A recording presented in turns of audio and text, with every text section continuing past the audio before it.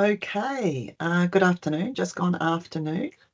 Thank you so much for making time for this really interesting session on family group conferencing in practice. It's always so wonderful to hear how our evidence-based and evidence-informed models actually work on the ground and learn from those who are in a similar situation to ourselves, adapting them to our different environments. I'm Mandy Charman. I'm the Senior Manager of the Outcome Practice and Evidence Network at the Centre for Excellence in Child and Family Welfare. I'd like to begin by acknowledging the traditional owners of the lands we're all joining from today, and we'd like to pay our respects to Elders past and present. I extend this respect to all Aboriginal and Torres Strait Islander people with us today. We recognise the strength of Aboriginal cultures, kinship systems and parenting traditions, and the role that family, community and self-determination continue to play in raising children. Also want to thank our First Nations communities for their enduring custodianship and care for the lands that we all have the great pleasure to live on.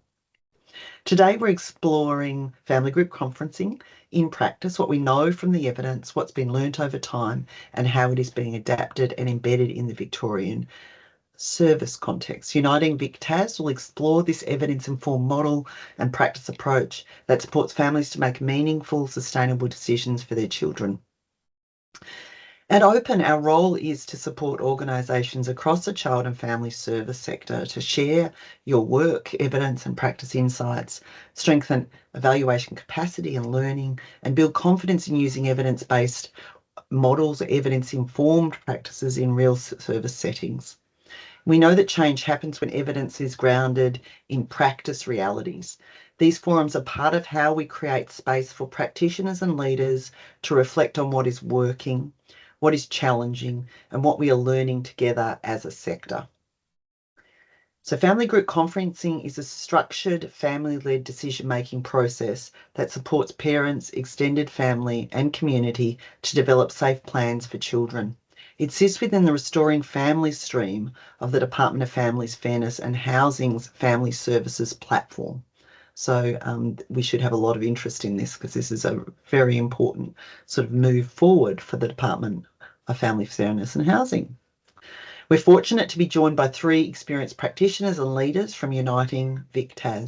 We have Rabia Sikandar, Senior Manager of Targeted and Specialist Family Support, leading strategic initiatives that strengthen outcomes through evidence-based models, partnership and consumer inclusion.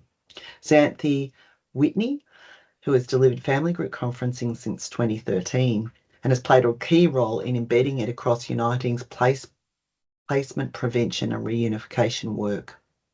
And Mia Lorenzo, implementation and evaluation lead for family services, with a strong focus on continuous improvement, evaluation and centering the voices and lived experience of families.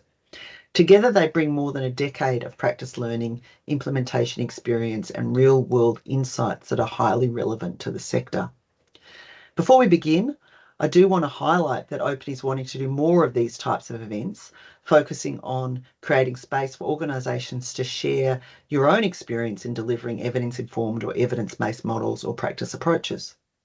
If you are delivering a program, an evidence-based model, or using a promising practice, whether in the Restoring Family stream or related to it, and you're interested in presenting your experience and learnings, reach out to myself or Sarah Ryan.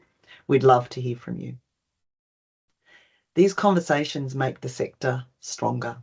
They help us collectively understand what creates impact, what supports practitioners, and how we can embed evidence in ways that honour families and communities. Thank you again for joining us. I'll now hand over to our speakers from Uniting Vic. Rabia, I believe you're starting us off today. Over to you. Thank you so much, Mandy, for your beautiful introduction. Really very happy and excited to be here to talk about family group conferencing. We're very passionate about FGCs, and we are going to be giving you a bit of a rundown on what family group conferencing is. So family group conferencing, as Mandy has just said, it is a family-led decision-making model.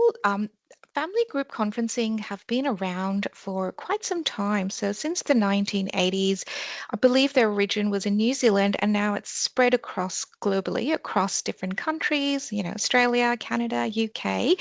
And it's getting more taking more ground as we speak, because we are looking at introducing family group conferencing as part of our Restoring Families reform work done by the Department of Families, Fairness and Housing. Um, I wouldn't go into a lot of detail of, what is family group conferencing. That is what my colleagues Xanthi and Mia will be talking about.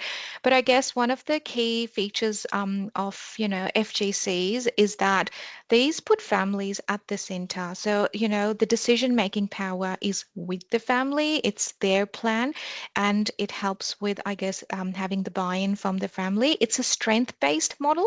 So it's not looking at the deficits, it's looking at what the families can do and what works for the families, because every family is different and they all have their own strengths in the way of, solving their problems. So it's a very family-centered, strength-based approach. And I guess the biggest thing that is a key feature of FGCs is the voice of the children, which Xanthi and Mia will be talking a bit more about. But it's a very key feature of family group conferencing, getting the voice of the child or the young person in the decision making, and making sure that the decisions are reflected of the choice that young people and children have as well. It is a very culturally responsive way of, engaging all the family members, and also making sure that there is good communication and trust is built with the family. So it's a very interesting model. It has lots of great outcomes, and I guess one of the reasons why we think it's really good is because we've had some great outcomes as a result of FGCs, which again, Xanthi and Mia will be talking about. FGCs have been identified as the key specialist support as part of the Restoring Families platform, as we have all been across for the past few months. So we're very, very excited to be able to, I guess, present our learnings and what we've been doing for the past, 10 years, but more recently, we've been doing some great work in looking at how FGCs have been able to be implemented across the state at Uniting, looking at our programs in family preservation and unification and integrated family services as well. We've also had the opportunity of working collaboratively with the FGC pilot that happened at the department, an amazing team that was, and we were able to see, I guess, what were the similarities and I guess some differences as well in terms of the program implementation. And again, they helped us in terms of our learnings as well, and looking at interventions at different, parts of the service system. So we'll be talking more about from a community services organisation, so a CSO perspective, and we'll be talking about what learnings and what changes and what improvements we've done over time. So I will now hand over to my lovely colleague Xanthi, who will give you a bit more about family group conferencing. Thank you, Rabia. I always love opportunities to talk about family group conferencing, and I have been blessed that I have been able to be paid to run them for Uniting for the past 10, 11, 12 years. What is family group conferencing? Rabia has described it beautifully, but I will talk about it, I guess, from what it means to a family. The families, mums and or dads, are the primary drivers. Part of my role in working with families towards a family group conference is to pop them into the driver's seat. They know, they are the experts in their family situation. They are the experts in knowing who is supportive and helpful from within their village. And they know what solutions and how they can perhaps best meet some of the requirements of that have been placed on them as some, let's say, some challenges, maybe from child protection. As Rabia said, it is family-led, it is strengths-based. We celebrate a family's strengths and connection. It connects the children. We very much, as a centrepiece of family group conferencing, have the children's voice. At the very least, the children's voice is where the young people and children in the family, those whom we are in this business for, about ensuring they get the best possible outcomes they have in their growing space within their families. It's as a baseline, if nothing else, we ask them to talk about what they need their family to keep doing, a chance to celebrate those things, whether it's watching the footy on a Saturday afternoon, those things that connect them as a family, what we need their families to stop doing. What they need their families to stop doing, what is not being helpful in their family dynamics relationships to their continued growing. And we give children a chance to dream and present to their families what we would like our families to start doing. And that's the baseline, unless we are asking children to actually respond to a particular purpose around a family group conference. Part of the work towards organising a family group conference is ensuring they're culturally and or spiritually safe. They celebrate rituals or routines that the family may have that provides them with a common identity. And it uses language appropriate to families. There is very few times I will use jargon within a family group conference. I use everyday language. So we don't have an agenda. We have, this is what we need to talk about today, because it acknowledges that, well, it's about acknowledging that not all families and not all parents are comfortable with lots of words on pages.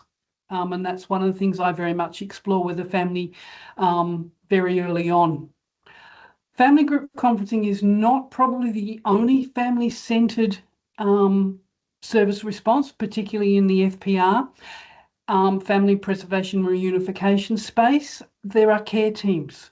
Care teams are very different to a family group conference. Care teams are about identifying and developing agreed responses and or celebrations to events and circumstances or risks that are occurring within a family along the service continuum. It's often chaired by professionals. FGC is, as in the professionals maybe being child protection or one of the a practitioner, family services practitioner. In FGCs, I facilitate them, or they are facilitated by an independent person, somebody sitting outside of the care team. And as I've said, very much the parents, mums, dads are the drivers. They are involved in who will be invited to the family group conference, where and when the family group conference will be held. Of course, one of the beautiful buy-ins is there is always food associated with a family group conference. So families are actually in charge of deciding what and if that food might look like. The family are the decision makers. Very clearly, they have afforded time to discuss. What happens to get a family around a table is I am invited to consult with a practitioner on a family who is believed to needing to make a decision within their family. We chat about that. I go and meet the family. If it's assessed as appropriate, I put the family in the driver's seat and we go about organising the meeting. The family identify who in their village is supportive and helpful and needs to be around the table, and I go and engage those family members, both professionals and community people. We identify what resources the family may need for the plan, and I do all the practical arrangements. We get to the family group conference. Basically, there are a couple of parts to that. There's the information sharing. Family are invited to family private time. Before that, we have the voice of the children as an integral part of the information sharing. Family have family private time to discuss and process the information that they have heard and has been discussed at the family group conference. And families either then use the family private time to write up their plan, begin to write up their plan, or they can invite people like myself back into the room to assist them in I often play the scribe for the plan, and we formulate the plan. A family's plan may need to be reviewed because families do become very not enlightened, engaged in decision making, and sometimes they overcommit. And I'm going to use this example. I had an auntie suggest that she could help drive the children to school, but she actually didn't have a workable car at that point in time. So it's around going back to check whether something needs to be tweaked, whether more resources need to be put in to support the family enact the plan. And then it's that part of the service delivery is over, and the families are then invited to comment and provide feedback on their experience. Thank you, and I'll give some, I guess, some proper case examples in a little bit. Thanks, Xanthi and Rabia. It's my pleasure today to talk about the evidence that sits behind FGC, as well as the barriers that we've faced in scaling the program, what we've learned and what we've changed. So I'll start with what the evidence says. Both externally and also from our own local data, we see really positive results and outcomes coming out of the program. As Rabia alluded to, the Family Group Conferencing Program was originally started in Aotearoa, New Zealand, in the late 1980s as a culturally grounded response to the overrepresentation of Maori children in statutory systems. Interestingly, we see the same overrepresentation of Aboriginal and Torres Strait Islander in our statutory systems, but we don't have as strong evidence for FGC working for Aboriginal children in our context. What we see across international reviews and research is that the pattern is pretty consistent. Family group conferencing has moderate strength evidence for three things in particular. It increases family participation, it strengthens family ownership of plans, and it improves satisfaction with the decision-making process for families. When we look at harder to achieve outcomes, things like child safety, reunification, or placement stability, the picture is mixed but very promising, particularly noting that a lot of the variation in outcomes comes down to implementation fidelity. When we know and when we can see that an FGC has been done with neutral, skilled facilitation, strong preparation with families, genuine inclusion of extended kin and cultural supports, and a meaningful private family time as part of the meeting that Xanthi alluded to, we tend to see the best safety and permanency outcomes. The University of Sydney, in partnership with the Communities and Justice Department in New South Wales, conducted what's probably the strongest Australian study we have got on FGCs. They used linked administrative child protection data and found that participation in an FGC was associated with substantial reduction in ROSH substantiation, ROSH standing for risk of significant harm. Actually, that evaluation showed economic modelling that suggested a benefit cost ratio of 7:1 overall, which is extremely positive. That's saying that for every $1 you invest in the FGC program, $7 of benefit is conferred for families and for the department. When we look at our own internal evidence at Uniting, our story lines up very strongly with that. We have been delivering family group conferencing for over a decade across multiple regions and within both family services and our FPR program. We've built in secondary consultations with many staff, joint home visits between FGC conveners and primary workers, and careful engagement as part of our referral pathway. Our early survey data shows substantial improvements in the areas we'd hoped to change. We see families reporting being a lot more confident in making decisions about their family. We see families saying they're more able to understand what their children want and need.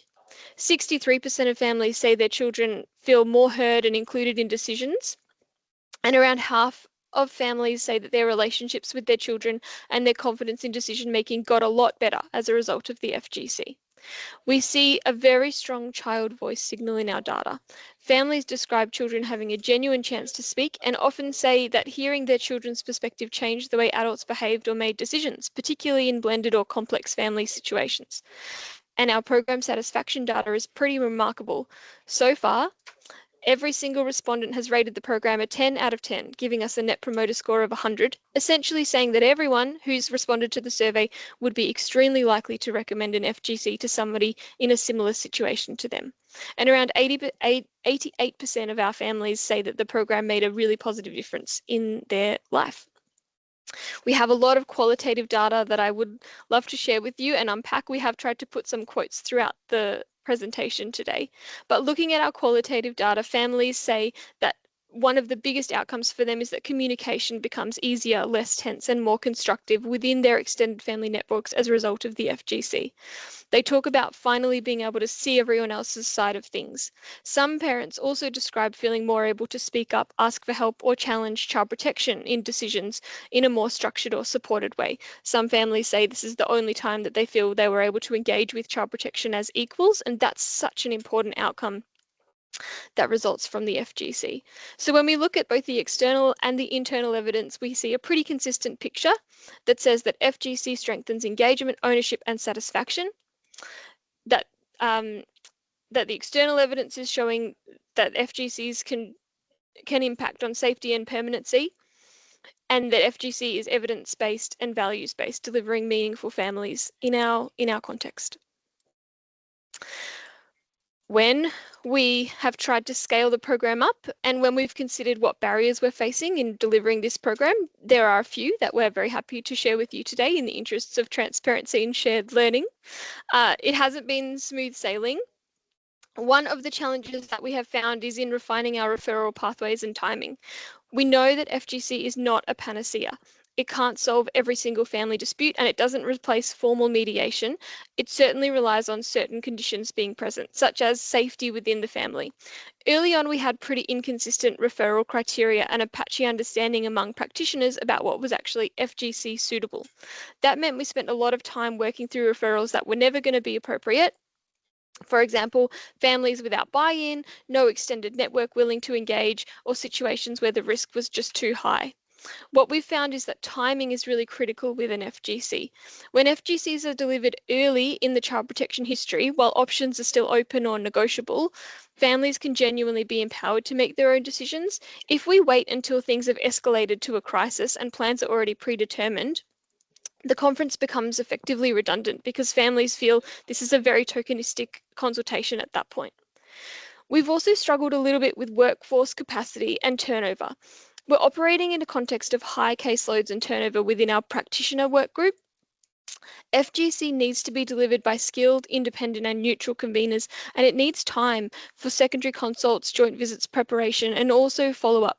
When practitioners are stretched, it's become in the past quite tempting to either not refer or treat FGC as just another meeting and not conduct proper follow-up after the meetings. We've found that that really doesn't lead to plans being implemented in the way that we would hope. We've done a lot of investigation into why some secondary consults don't proceed to an FGC, because we do see lots of referrals and secondary consults happening within the program and some of those not proceeding to a full meeting. What we see are four pretty consistent things that go on. Family dynamics, where families disengage with the service or there's high conflict within the family. Practitioner factors, where the practitioner maybe has too high a workload or has to leave because of leave or illness or has other competing priorities. High risk situations such as escalating family violence, and logistical challenges such as scheduling conflicts or difficulty in coordinating all of the people who would need to be attending an FGC. As my colleagues have talked about, FGCs are designed to be genuinely family-led, and sometimes when we're operating in a system framework with a risk culture, that can create some tension. We might see parallel planning where an FGC plan exists but sits alongside a more traditional plan that's delivered or developed, for example, by child protection, that actually holds the real authority, and that can undermine the sense of ownership that families feel in terms of creating and adhering to a plan.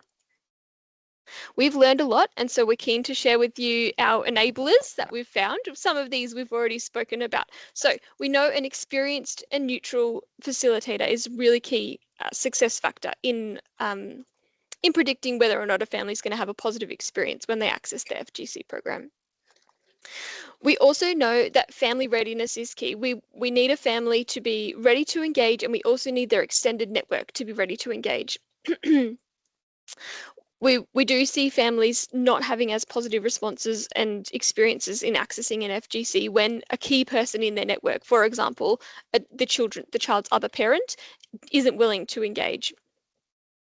We've had to work very hard in supporting our practitioners to understand the program and understand how the program works and the factors which lead to a successful program, and for the practitioners to feel invested in the program so that they're attending the meeting, participating in the meeting, and supporting implementing the plan once the meeting is over. We found that strong partnerships with external organisations, as well as with the family's extended kith and kin network, is really important. And we have developed a number of really useful tools, for example, specific tools and resources that help us to capture children's voices, which is one of the really key outcomes and positive effects that we see coming out of the FGC. And so what we've changed, first, we've refined referral and screening. We've clarified referral criteria and become a lot more strict about who is appropriate for an FGC. We've tried to make sure that FGCs are offered as early as possible and tried to be clearer about what kinds of family dynamics or situations would not be appropriate for an FGC. That's helped reduce wasted effort on cases where an FGC was unlikely to succeed. We've also strengthened our facilitator practice. We've invested a lot in specialist training, supervision, and communities of practice for conveners, particularly around managing high risk and complex family dynamics, embedding child voice at every stage of the planning process, and practicing in culturally safe and strength-based ways. And it's been such a gift to have Xanthi and her wisdom of knowledge and work over 10 years here at Uniting. Xanthi's really supported the training of many of the other FGC conveners that we have here at Uniting. We're also seeking to enhance preparation and follow through. What we've learned and what we've found in our data is that preparation and follow through are almost as important as the actual meeting itself. So we've introduced more structured pre-conference preparation, as well as outcomes measurement and surveys for parents, children, and key kin supports, and also more structured follow through, as well as outcomes measurement and specific surveys that try to capture families' experiences both during and after the FGC as they implement the plan. We have tried to shift towards more place-based skilled building approaches for practitioners, noting that not all referrals into the program will proceed to an FGC, but noting that all families can benefit from tenets of an FGC. So we've trained all of our practitioners in the model, and we hope, and what we see in the data is that lots of our practitioners actually are using those kinds of skills, such as capturing a child's voice, uplifting a family and centering them in things like care team meetings, and supporting them to potentially get to a place where in the future they might be ready to have an FGC. And we have improved our data and learning. So we've tightened our data capture on things like referrals and secondary consults, making sure that we have a really good put-through rate and understanding when that put-through rate dips, what's happening there, trying to understand where conferences go ahead and why, trying to understand which factors within families and dynamics and what we do before and after the plan and the actual conference itself seem to lead to the most positive outcomes, and seeking to understand immediate outcomes from both practitioner and family perspectives. That's helping us to understand who benefits the most, where the process stalls, and which cohorts we should prioritise. For example, reunification cases or preventing cases into care. What we see is pretty positive outcomes for both of those cohorts, but we're continuing to look at making sure that we're offering the program to those families that could benefit the most. I'm going to hand over to Xanthi now, who's going to talk about two specific case studies that we've seen.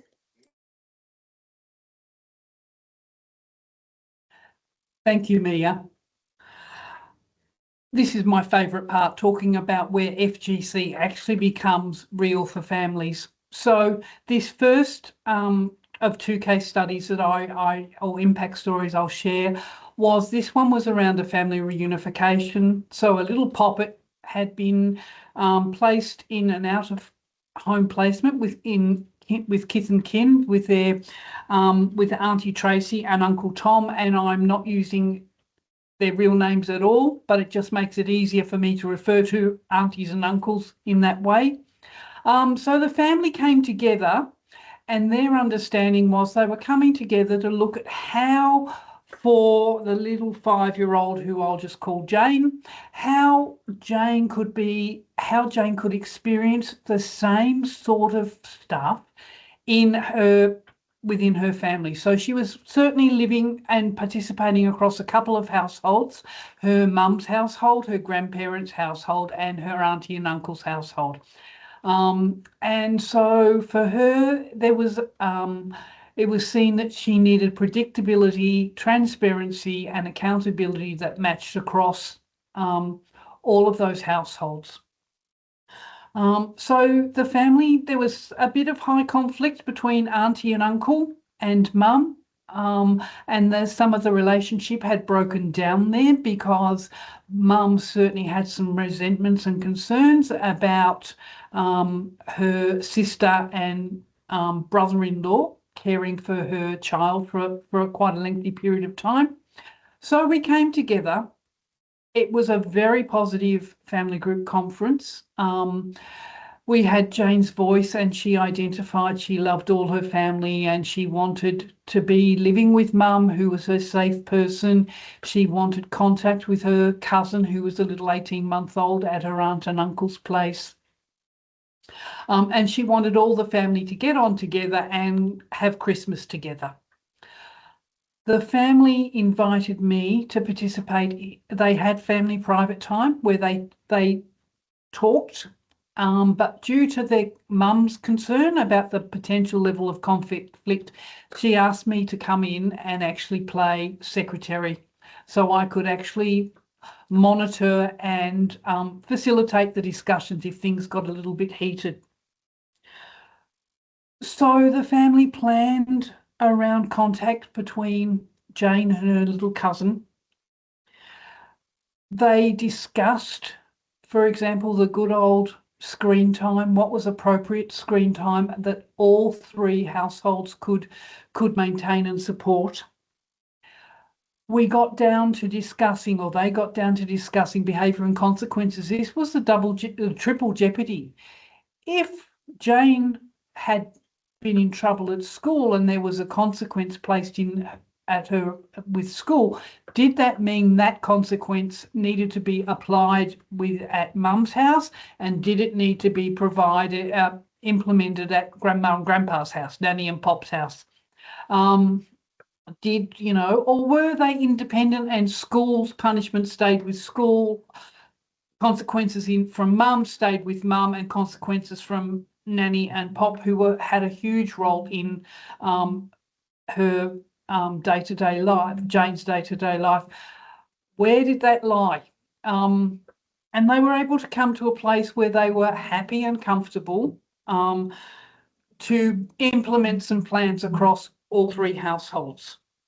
So Jane was then provided with feedback and was really happy, not with some of the consequences, because the major consequence was going to be lack of screen time if she was naughty, or her family deemed she was naughty, but very clearly spelling out what that would happen and when that would occur.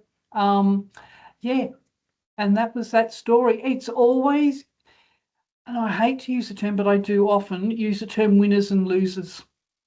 When a family, let's say in this case, mum lost the care of her daughter, that was really hard, and she experienced lots of grief and loss. And her auntie, her sister and brother-in-law actually ended up with this gorgeous little girl living at their house for 12 months.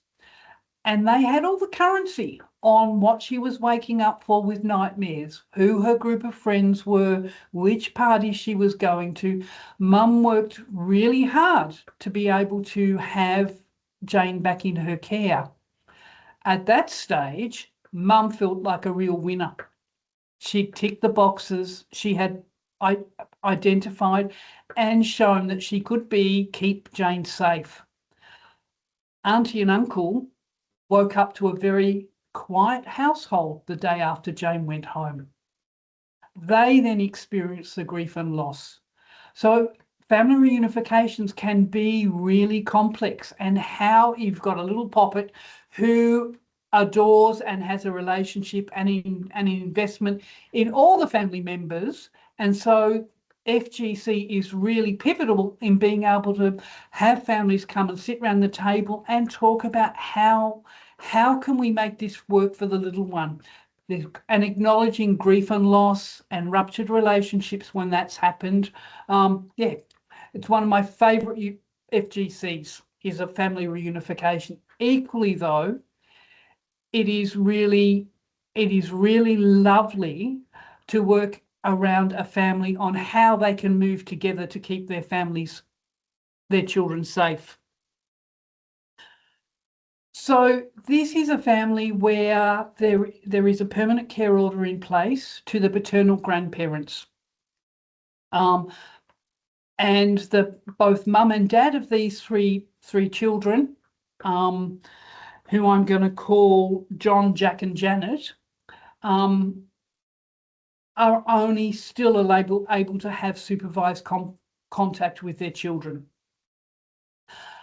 The paternal grandparents are from, English is certainly not their first language. Their family language in their home is certainly not English.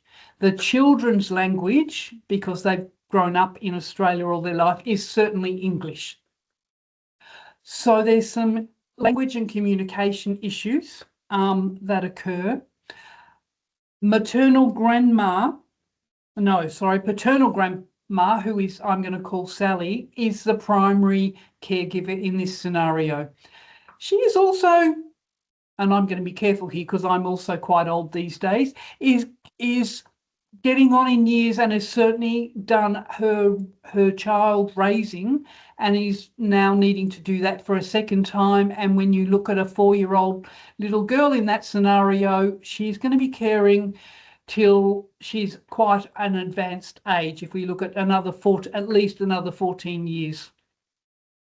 There is the maternal grandparents, really supportive, providing respite, not as much as paternal grandmother would like, and providing care, but there was no actual teamwork between the grandparents. So we got together for an FGC to look at how the maternal grandparents could support the paternal grandparents in the raising of these children, what messages they might have in common. The 14-year-old poppet in this, John, certainly was beginning to stop going to school from time to time, and certainly would go on outings and ride his bike from the southeastern suburbs of Melbourne, but would ride into places like the city or Frankston and his bike would break. And the paternal grandparents would have no idea where he was and certainly had no idea how to fix a bike to get him home safely. So the outcome of this FGC and plan was that the maternal and paternal grandparents, the maternal grandparents, both paternally and maternally, were going to become the village elders. They were going to work together as the two leads in the family, creating messages in common for the children. They were going to be in touch so that the paternal grandmother could share any stories or issues of what was going on with school. And from the FGC, and this just sums it up beautifully, the paternal grandmother had been fairly dependent on her family services practitioner for support around school issues.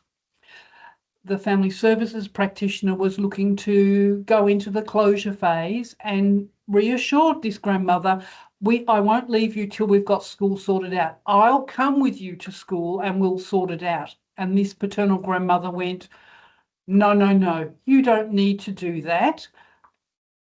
Let's call the maternal grandmother and myself, we've got this, we will get this, we will ring the school.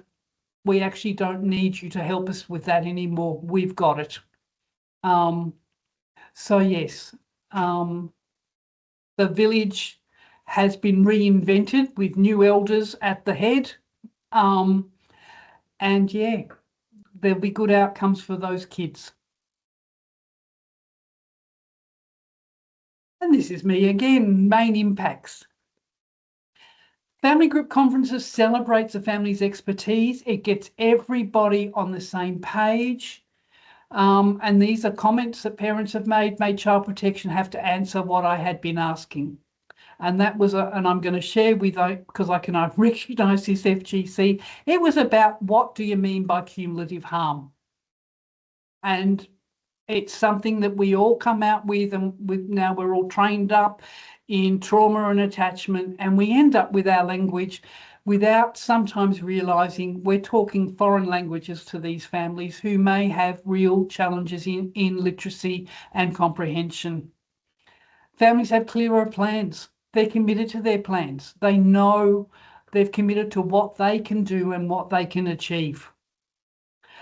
And the children, not only are given time to be spoken with and given time to feel heard, they're involved. They get to share with the family and professionals present at the FGC the impact of what's happening around them through its family services, child protection, or FPRR, Family Preservation Reunification Service.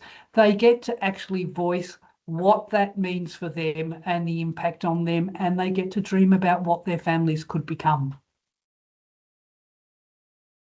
Thank you for giving me the opportunity to talk on behalf of the families I've had the privilege of working with. Thank you, Xanthi. So I guess I'm just going to quickly summarize before we go to his questions and any feedback. What does success look like for a family group conference? So a family group conference is the whole process is very important. It's not just the outcomes. It is the different, so Xanthi's gone through the different processes. Every single process holds a special place in having a successful family group conference and then a successful outcome. One part of FGC cannot undermine the other. You know, it is connection with the family, getting the voice of the children, providing a safe space for families to be vulnerable and be able to talk about, you know, what works, what doesn't work. So the skilled and experienced facilitation is very important. The whole process of actually carrying the FGCs, and sometimes FGCs, like Xanthi said, you know, they might not even need to go to an FGC because you've built that capacity within the family that they can say, you know what, we're good, we can manage it. And how beautiful is that, that you've empowered the family, and you've got, which is the next bit, you've got the commitment from the village to say, we've got this, we can get this happening.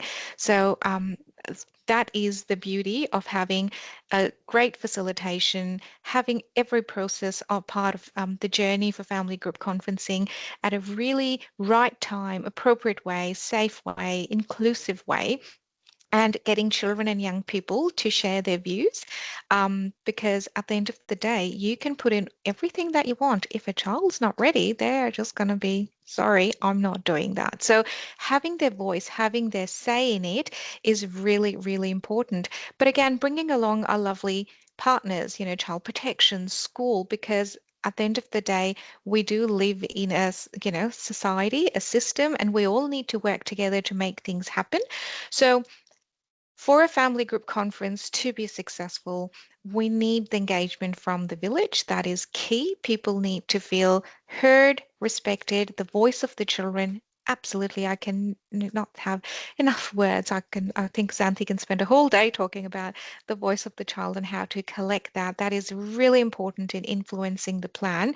And again, feeling the families feeling that they were heard and they were respected. It was their plan. They believe in it and they're able to carry on, because we're not going to be in their lives forever. We want them to be able to continue working on the decision making and the, I guess, the skills that we impart with them to be able to continue with the family group conferencing principles in their lives. We don't want to stay in their lives forever. We want to make sure that they are able to carry that. In terms of where to from here, so I guess there's training and professional learning. So we there's professional training available to become a facilitator for family group conferencing. That is through the Australian Family Group Conferencing organisation. The training is online. It is self-paced, and I believe you can complete it in 2 weeks to 6 weeks, depending on what your pace looks like. But it is an accredited training, and that is what Uniting had to do when we were bringing on new facilitators on board to make sure that they completed that training. There's also unaccredited training where you can do the training, but and get the the same feel of what FGCs are and learn the whole process, but then you're not an accredited trainer. It's a 2-day training that you can also have your practitioners complete if you are interested. In terms of our internal training as well, so Xanthi has developed along with our training team, we've developed I guess a training package for our practitioners, because Xanthi being one person, it's really hard to be at every site. She's across 7 to 8 sites. It's really hard to be able to go and consult on every single case. So it's the capacity building within the workforce as well to be able to use the principles of family group conference in their work, to be able to, I guess, get families to talk and create a little village around them using the principles of the family group conferencing, using the voice of the child tools, and trying to, I guess, get the workforce to be able to implement that in their work. So there are some cases or some families who might not need the full family group conference procedure.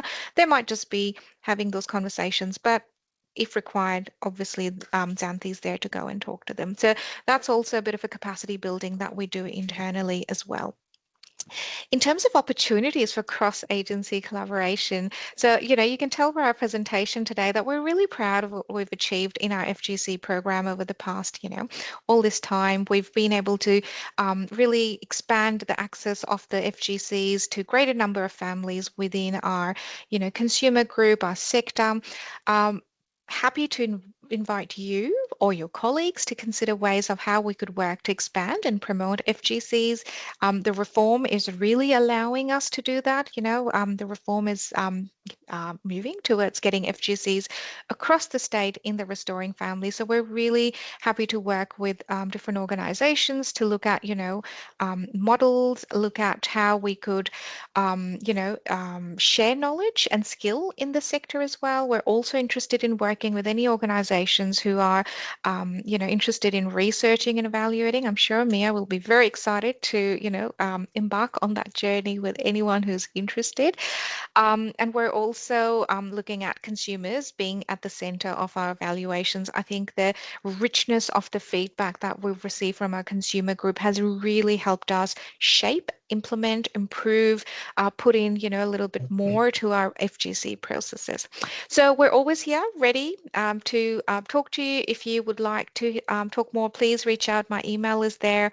You can reach out to Sarah and Mandy. Happy to have conversations. And we are now going to move. Oh, sorry. Any questions?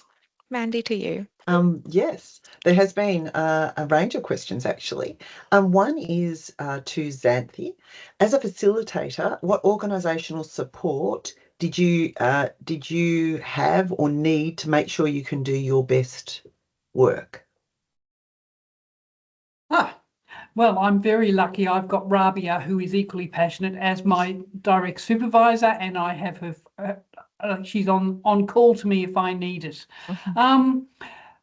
I guess I've been very fortunate that I've done a range of training around family group conferencing. And I have the support of management, and I align very closely with all the family services teams and the FPR teams within Uniting. So can go to case discussions. I can access our principal practitioners. So there's a range of space for reflection space. And I suppose, that sort of dovetails into another sort of related question about managing the complexity of cases. And I suppose that sort of relates in my mind too to, families that might be experiencing multiple different types of factors and the application of this model for other types of needs as well. Yeah. I'm very fortunate that I work very closely with the practitioners, whether they're the family services or the FPR practitioners. And in both of those services to families, there are care teams, there are professional services. So all our families tend to have wraparound services. And yes, I can be a little bossy. I try very hard to stay in my lane of family group conferencing because I talk to families about that.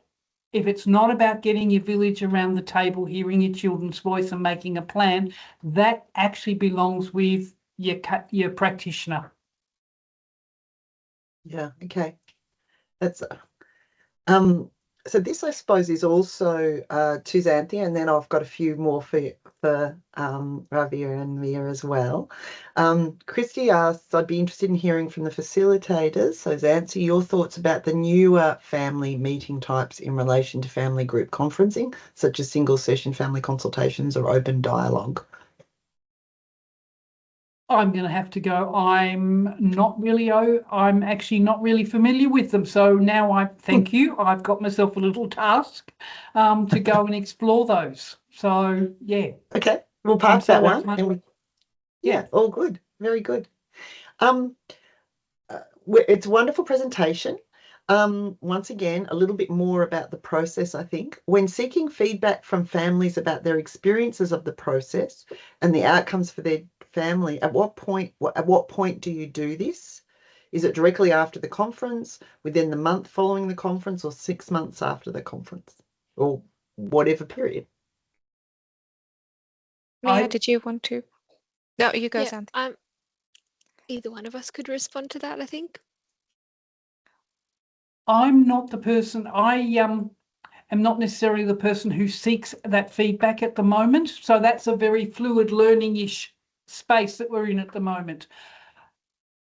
We have a number of tools we can use. We can actually apply a survey at the end of a family group conference, which talks to families about what was your experience of the conference. Mia has been instrumental in developing one that is applied potentially up to a month after the conference to see what impact the FGC has had for the family. And Mia has just been instrumental in doing some longer term 6-month evaluations. Thank you. Mia, did you want to make some comments about that too? You also said that, and I know you've done some really deep work with clients of these services, and did you want to reflect on that? Yeah, so we have a number of tools, as Xanthi said. We do have a pre and post FGC measurement. So we defined the outcomes of an FGC and we had families complete a survey before the FGC that helped to structure their plan, and then had them reflect on how those outcomes had changed following the FGC. And then the survey that Xanthi was alluding to is a mixed methods qualitative and quantitative, quite comprehensive and extensive consumer outcomes survey that's based on Swinburne University's Centre for Social Impact Community Services Outcomes Tree survey. So that's an evidence-based survey. And we are sending that out to all families who've completed an FGC. And as Xanthi said, some we're trying to send it out to families about a month after they've completed their FGC, and then again up to kind of 6 to 12 months after they've completed an FGC to see which of those outcomes are sustained. We're also in the process of working with DFFH to submit an external research application to attain linked data from DFFH and Child Protection, and we're really excited to use that linked data set against our FGC data set to understand whether there are other kind of factors that relate to the success of an FGC within a certain family, or what kind of impacts an FGC has on things like placement stability and preservation of families using that linked data. Sounds really comprehensive to me.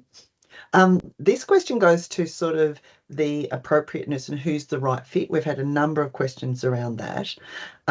What are some of the factors or learnings you've had which determine which families and situations might be most appropriate? And can you provide some examples of this? At Uniting, we promote that any time a family needs to make a decision about their children is an opportunity to get the village around the table. That's a lovely, nice, broad statement. In reality, Practitioners are the ones who are looking and talking with families about opportunities within a family group conference and getting their village around the table to make a decision. So they're the primary assessors, because they're the ones who, I guess, know what circumstances, and there's a very big difference between what circumstances are good for an FGC to actually what might make a successful FGC given family dynamics, communication and issues. So in some ways we have, we have a secondary consultation process where I spend time working with the practitioners around, and what I'm most interested in is what is the family's patterns of problem solving, what are their narratives, what are their insights into what's going on that's introduced, plonk them basically into the middle of a service system, whether it's a very, I'm not going to say a formal ones, yes, whether it's an intensive service like FPR or whether it's a more generic service like family services. And then it's around, and I'm not even sure I'm going to remember this. I developed this during COVID when I was trying to do online FGCs. I called it DRIME. So really what you're doing is, if the family have to make a decision, they've got to be able to sit in the same room. So that's a really simple one. If you've got people who can't even sit in the same room with each other, then it's probably not going to be a very successful FGC. But what you do is you explore things like a family's desire for change, their empathy. Can another person's perspective resonate with them? Do they see a role for themselves in any change that may need to happen? And do they take responsibility potentially for their part in what's brought them to child protection's attention? And and are they motivated? I may have done motivated. Are they motivated to change and contribute and be part of the team? So that's an informal assessment I'm doing, informal assessment I'm doing all the time with all my conversations with families. I make it very clear to families that we cannot, in an FGC, overturn any statutory orders. We cannot change child protection's directions. We can chat with and involve child protection about how we meet their bottom lines and what they need to happen. We cannot change and we cannot contravene intervention orders, family law court orders, or any of those sort of legal orders. And that's some parameters that families need to know fairly early on. I don't want to say intuitively I know about what's going to, if a family are clear on what they're coming around the table to make, whether they're making a decision about who's going to look after little Betty and John whilst mum and dad go into detox for a month, or they're going to get the family around the table to decide how they can get the house cleaned up and the kids to school. Any scenario potentially has the opportunity for hearing the child's voice, putting the parents in some decision-making driving. But it's around the dynamics of the village that mean that you need to assess about whether it's going to go well for the family or whether best off not to. Yeah, that was a really, I mean, you can really see the weighing up and the experience you're bringing to bear. I think we could keep talking about this for another hour, frankly.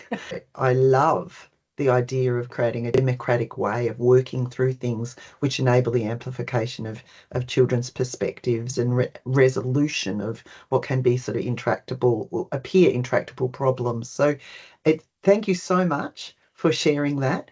We do have a few other questions, but what we might do, if you don't mind, is we'll put them to you. We always prepare a bit of an event reflection, and perhaps that's an opportunity to respond to some of those questions that we didn't quite get to. I think that there'll be huge interest from a whole variety of different angles, given our related areas of work.